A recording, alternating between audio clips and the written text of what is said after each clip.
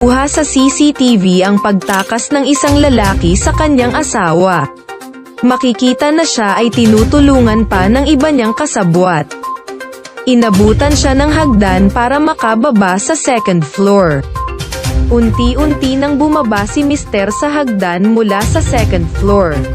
Kitang sinisilip pa ng Mister ang kanilang bintana. Inaalam kung nakatingin ba ang kanyang misis. Nang makababa, ay dali-daling tumakbo para makatambay kasama ang kanyang barkada. Mahuhuli kaya ni misis ang kanyang mister? Abangan. So mga bibis, tingnan nyo to si Kong. Anong oras na? Hindi na naman pumapasok. Tingnan natin kung nasan siya. Lagi siyang nandito sa labas. Pwede doon. Or ngayon may bago siyang...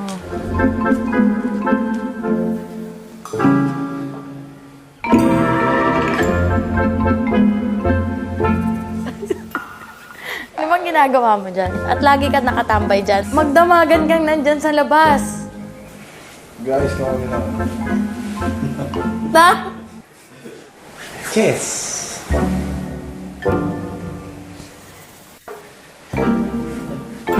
Punta ka sa akin. Bakit? Wala pang alas 4 ah. Alas 4 lalabas na kami ni Baby.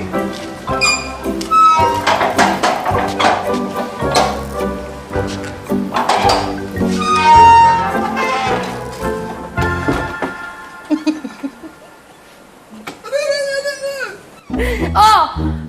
Ba't ka uuwi? Ayan, tingnan mo. Wala pang ilang minuta. Ayaw! Wala pang ilang minuto, lumabas ka na naman. Wala pang alas 4. Ba't di ka ba mapirmi dito? Amoy anak araw ka na. Bumuo ka na ng kwarto mo dyan, ha? Huwag ka na uuwi dito. Oh, ayan, papasok ka na.